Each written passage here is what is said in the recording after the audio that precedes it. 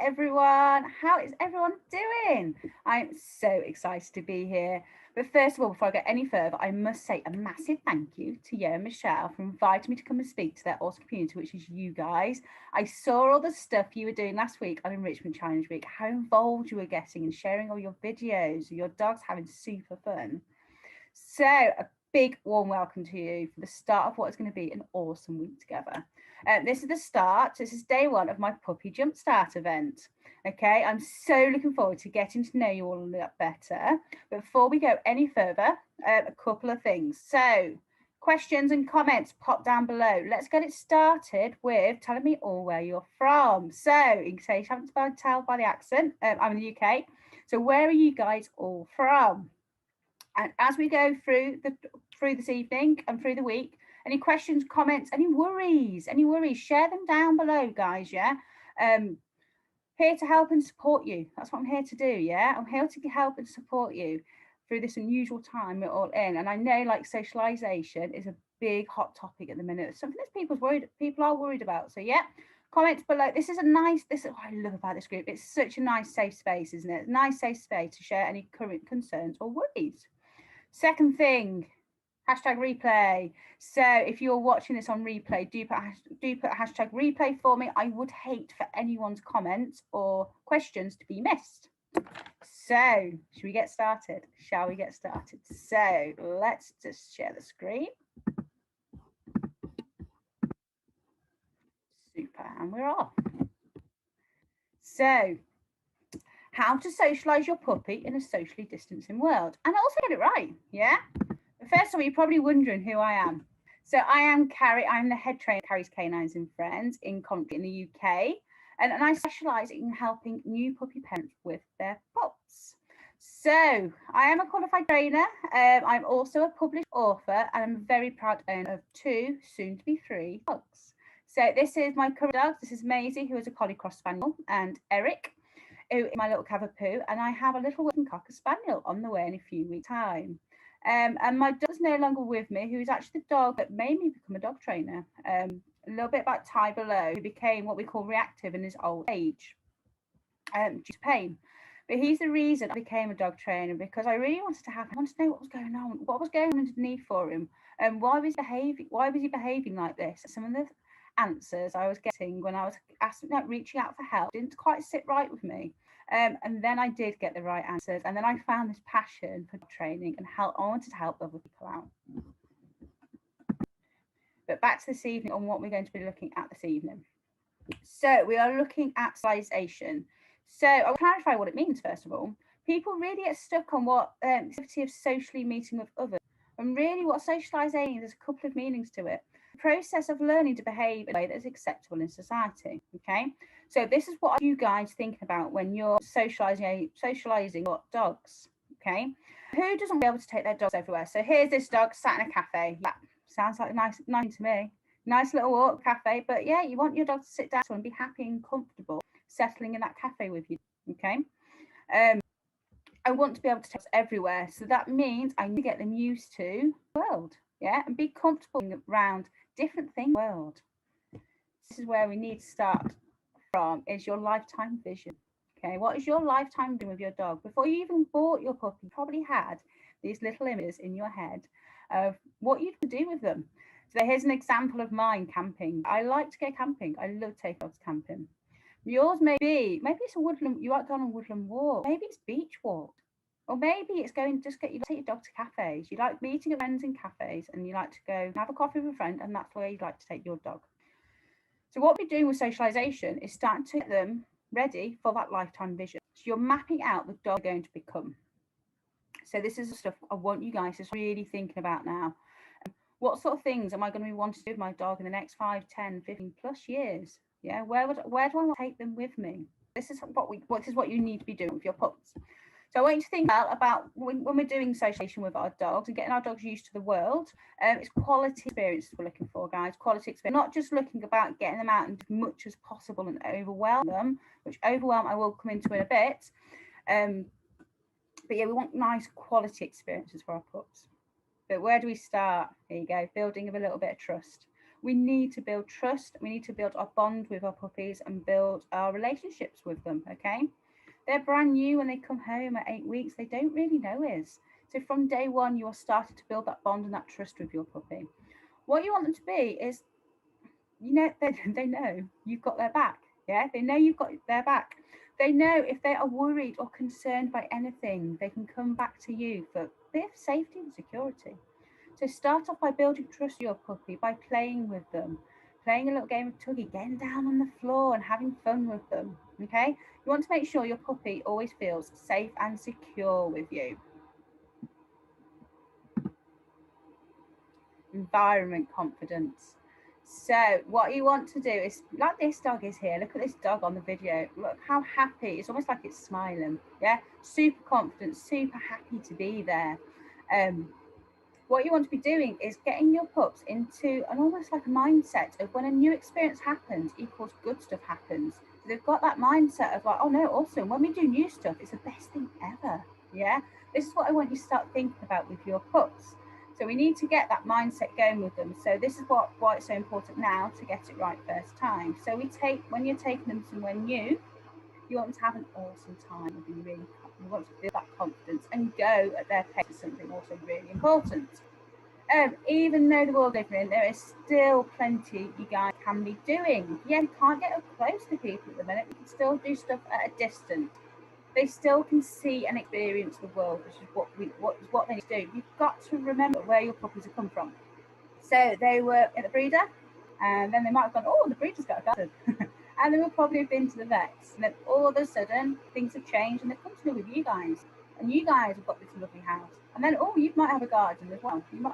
And then they're like, oh my God, also all of this, the rest of the world exists, yeah? Can be a little bit overwhelming for them, okay? So we just need to expose them gradually, carefully, and make it nice and positive. Always going at your puppy's pace.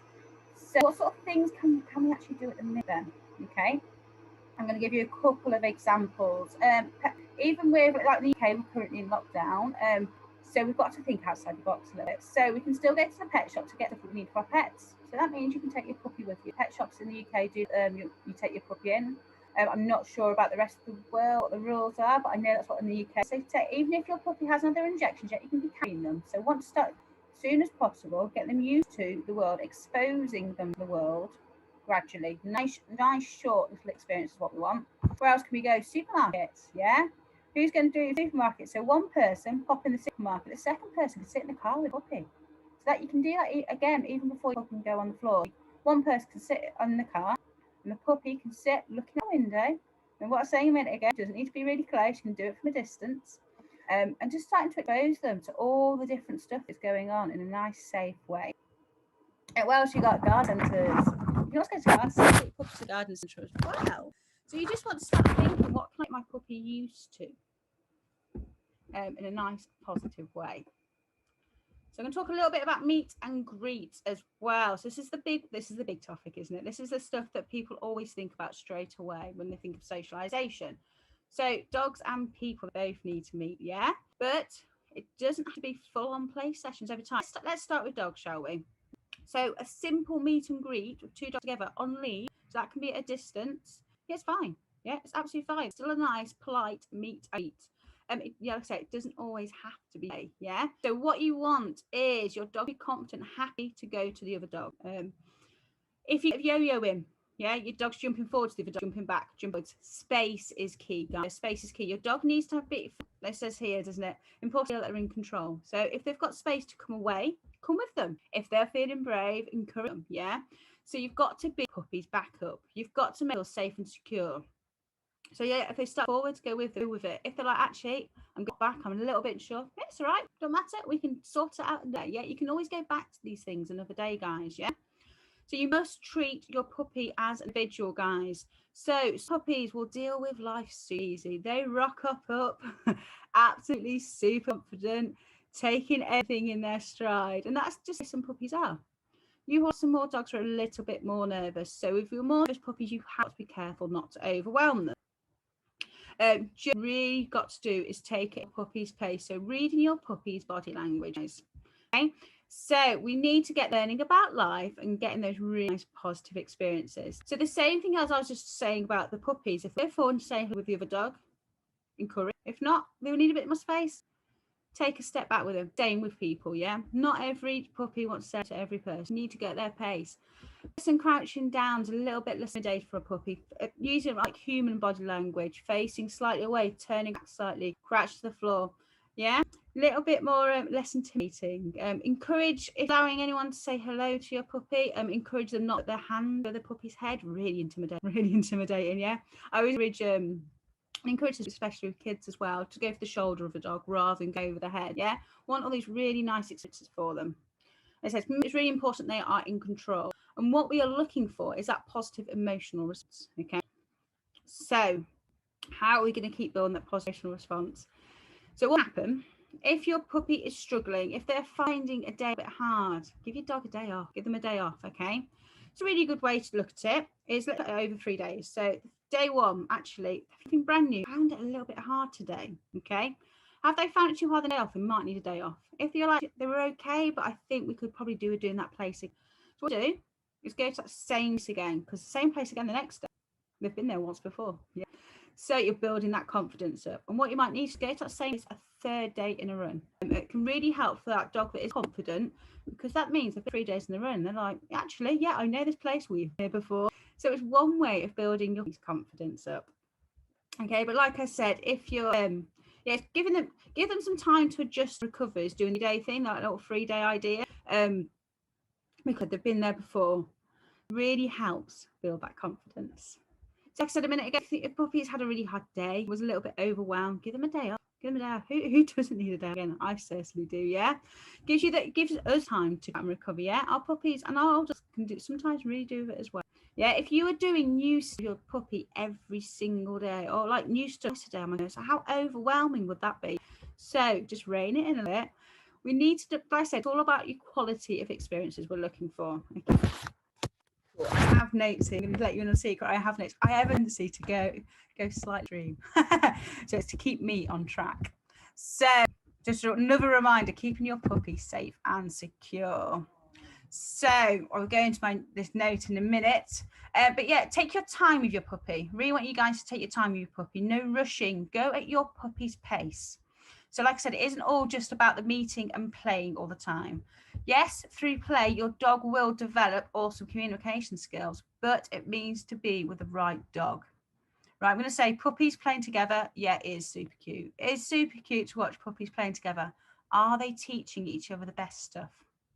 Let's be honest, no. Yeah, puppies don't teach other puppies the great stuff because they haven't learned it yet. Who would I want my puppy to meet? Yeah, I want my puppy to meet that experienced dog, that quite chilled out dog, the dog that's got really polite manners. You know that dog that you always bump into and go, God, their dog is always so well behaved. That is the dog you want your puppy to meet and greet with, yeah? That dog is going to teach your puppy nice communication skills, nice manners. So what we want to do is what I discussed at the beginning. Oh, I didn't go into the notes, did I? So yeah, your dogs are learning all the time. Yeah, so by doing these things now, getting it right is going to help your dog become that well-adjusted adult. Okay, so super important. Hey guys, if you've got any question on this, remember, just keep popping them down in below and I will be coming back to you. Overexposure. So I talked a little bit about overexposure a minute ago, and giving your dogs days off. This can seriously create problems when your dog is older, yeah? So whether it was with dogs, it can be with adults, it can be with children, it can be with noises, it can be certain environments, okay? So we just need to be careful how much exposure we're doing to our puppy. Again, I want you to be reading your puppy's body language. Is my puppy happy in this situation, in this environment? What is my puppy doing right now? Are they confident in getting out there and going right up to people and happy doing it, or are they actually just sat my side taking it in? So if they're sat your side, they're probably taking it in. Take a step back from going, do you want to go ahead? If not, you don't have to. Yeah, we can deal with that another day. There's always tomorrow. Okay, this is what I really want you to be thinking about, guys. Reading your puppy's body language, going at their pace. So I have a little bit of homework, a little bit of a challenge for you all to do. So I want you to start thinking about all the places you are planning to take your puppy.